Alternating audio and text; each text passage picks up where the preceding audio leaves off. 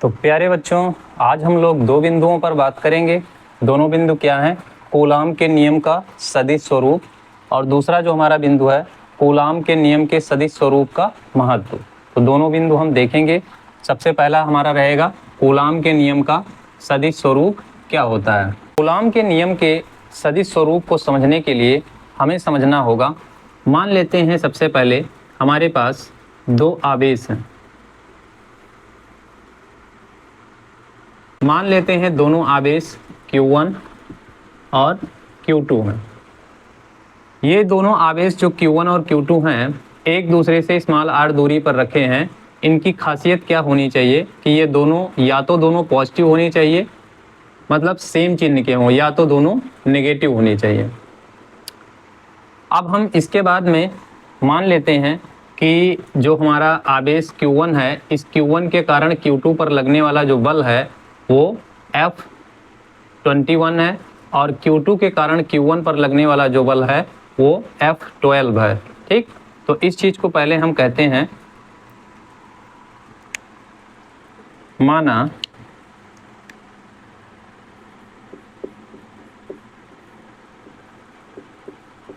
दो आवेश Q1 व Q2 एक दूसरे से स्मॉल r दूरी पर रखे हैं।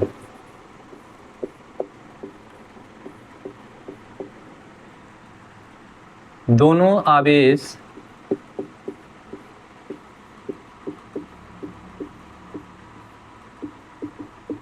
समान चिन्ह के हैं।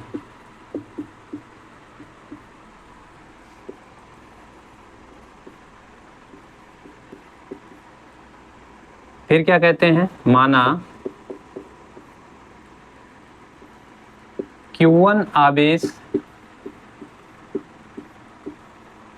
के कारण Q2 पर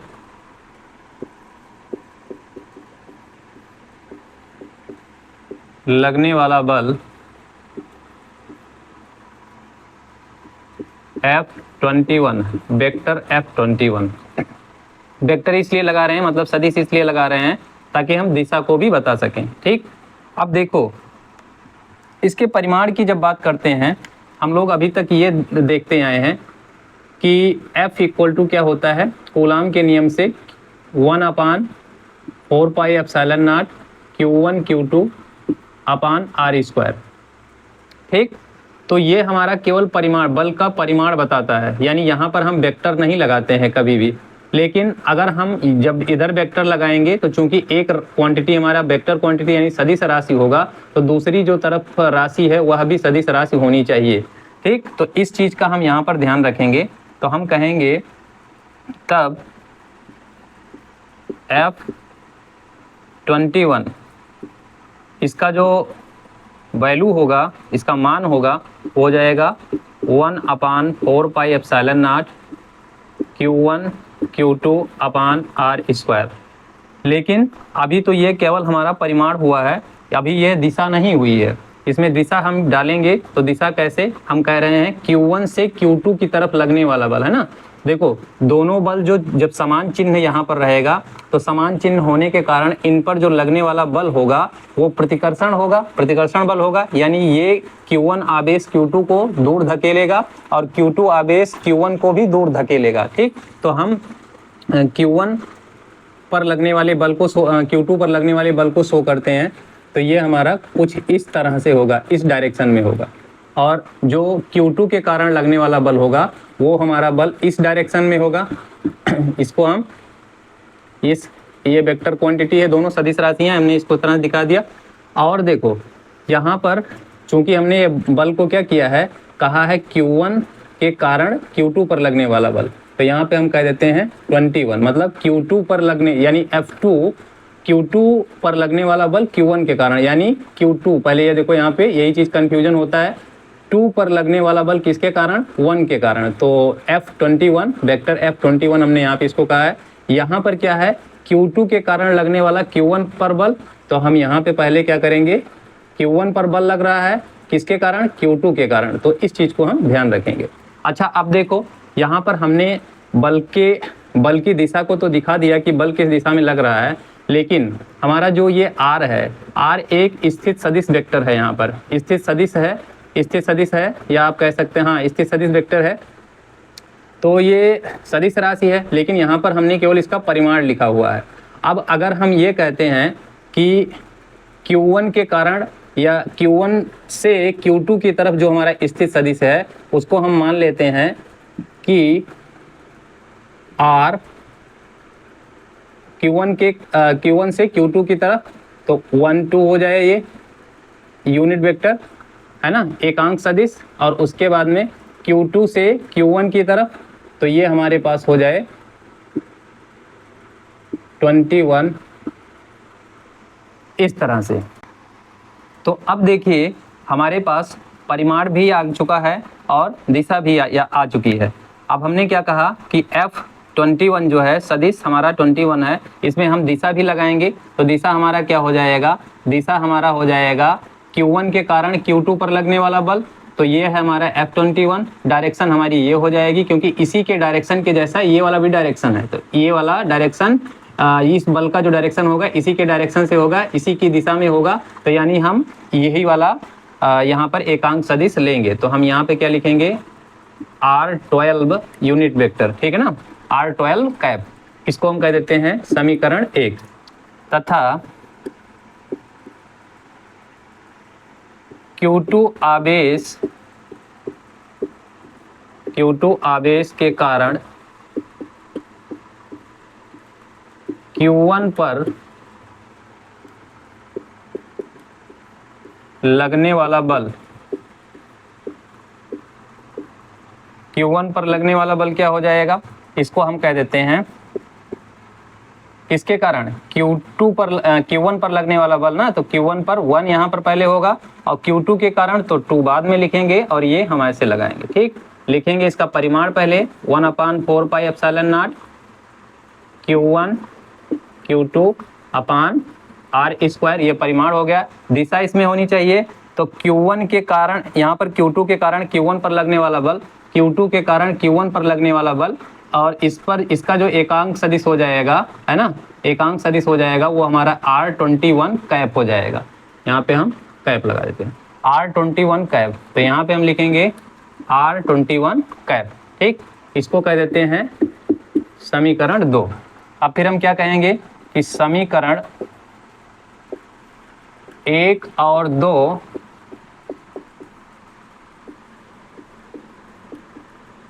कूलाम के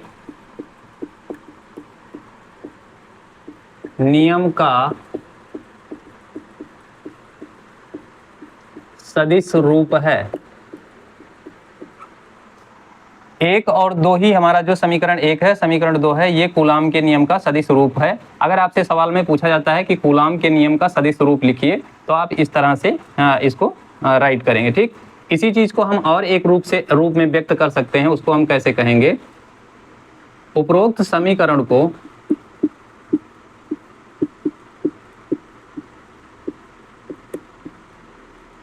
इस प्रकार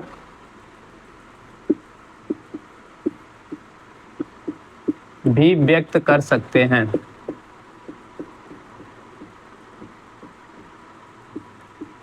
कैसे, आप देखो यहाँ पर कि जो एकांक सदिश है ये हमारा क्या है, ये हमारा जो है विस्थापन सदिश है। R जो है विस्थापन सदिश है। यहाँ पर हमने इस पर सदिश का चिन्ह इसलिए नहीं लगाया क्योंकि हमने यहाँ पे परिमाण लिखा हुआ है।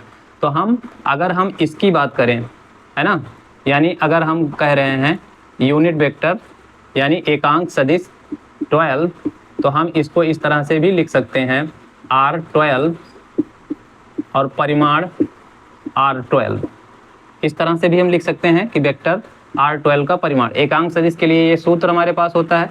और हम जानते हैं परिमाण, चूंकि ये तो फिक्स ही रहेगा, खाली डायरेक्शन बदल रही है दोनों सदिशों की, तो ये हमारा यही हो जाएगा, यानी वेक्टर R12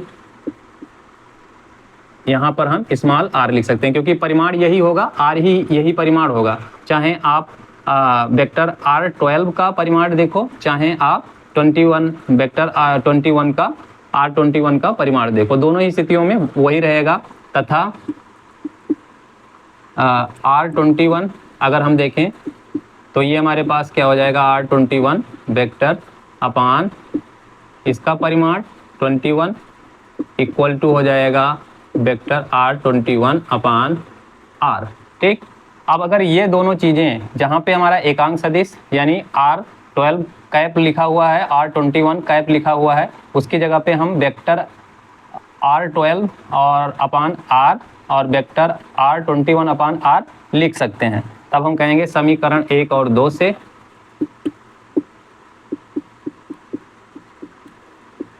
समीकरण 1 और 2 हमारा क्या हो जाएगा, इसको हम यहाँ नीचे लिख देते हैं।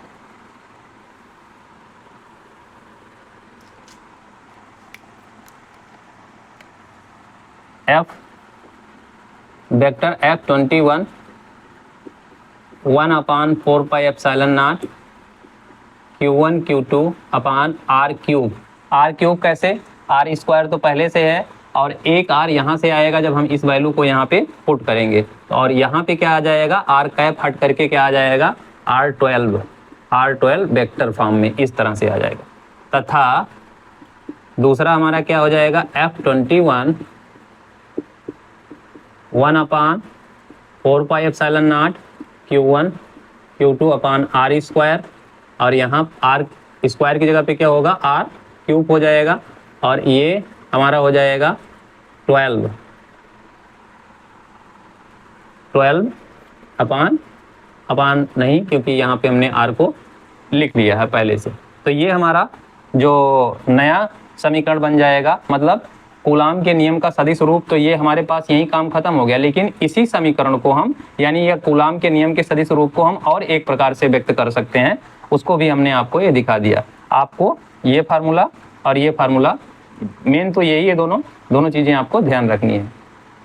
ठीक है, अब हम बात करते हैं दूसरा पॉइंट का कि कूलाम के नियम के सदिश स्वरूप का क्या महत्व है। आपने अभी ड्राइव किया फार्मूला, जो वहां से मैं कहता हूं चूंकि unit vector R12 equal to unit vector 21 है ना, हम कहते हैं R12 cap equal to R21 cap बराबर है। क्यों बराबर है, क्योंकि यह भी यूनिट वेक्टर है और यह भी यूनिट वेक्टर है, दोनों का परिमाण बराबर है। तो एक, चूंकि यूनिट वेक्टर का जो परिमाण होता है, एकांक सदिश का परिमाण एक इकाई होता है, तो इसलिए ये दोनों बराबर हैं, लेकिन इनके चिन्ह जो है विपरीत हैं, तो हम यहाँ पे लगाएंगे माइनस। ठीक, और अगर हमारे पास ऐसा है तो हम समीकरण 1 और 2 से कह सकते हैं, तब समीकरण 1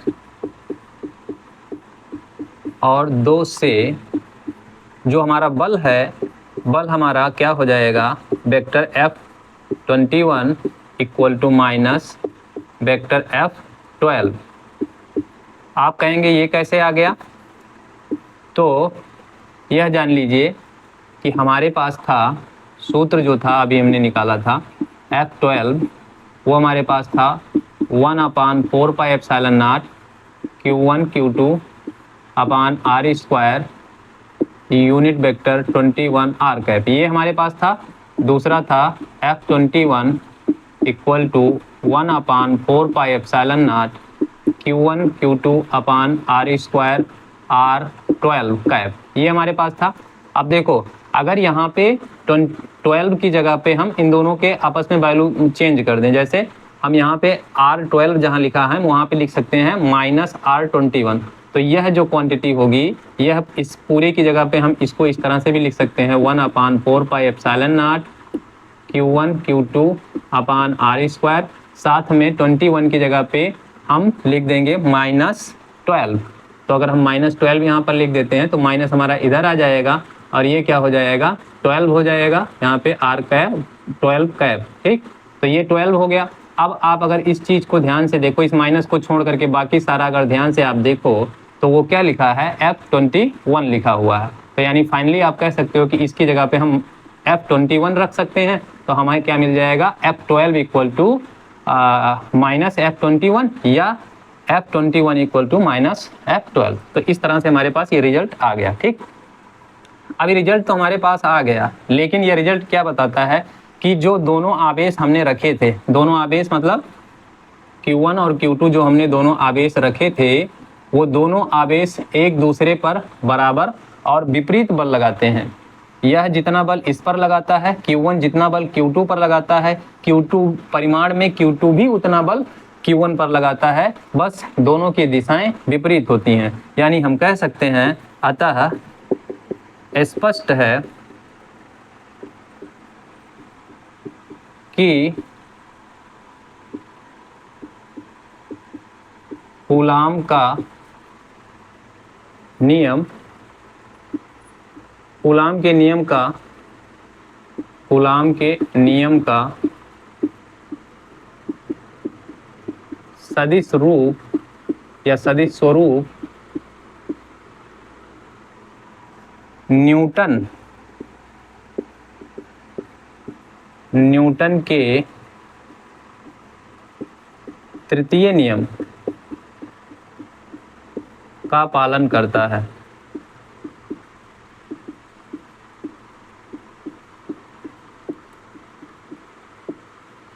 ठीक, तो ये पहला पॉइंट हो गया, कूलाम के नियम के सदिश स्वरूप का महत्व में पहला पॉइंट आपको ये लिखना है। दूसरा पॉइंट आपको क्या लिखना है कि चूंकि आवेश Q1 व Q2 के बीच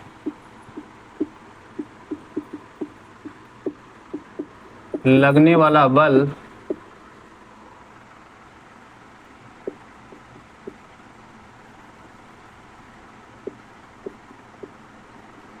दिशा में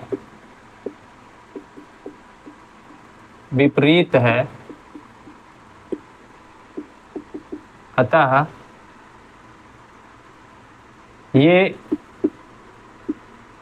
केंद्रीय बल, यानी हम यहाँ से कह सकते हैं, अतः स्थिर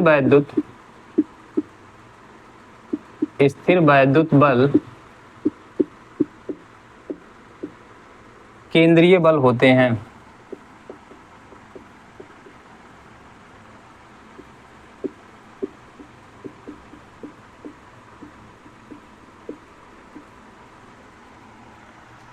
ठीक, तो इतनी चीज़ें आपको करनी है। उम्मीद है जो आज हमने आपको बताया ये चीज़ें आपको समझ में आई हैं होंगी, और अगर आपको समझ में आई हैं तो प्लीज़ वीडियो को लाइक और चैनल को सब्सक्राइब कर लीजिए। धन्यवाद।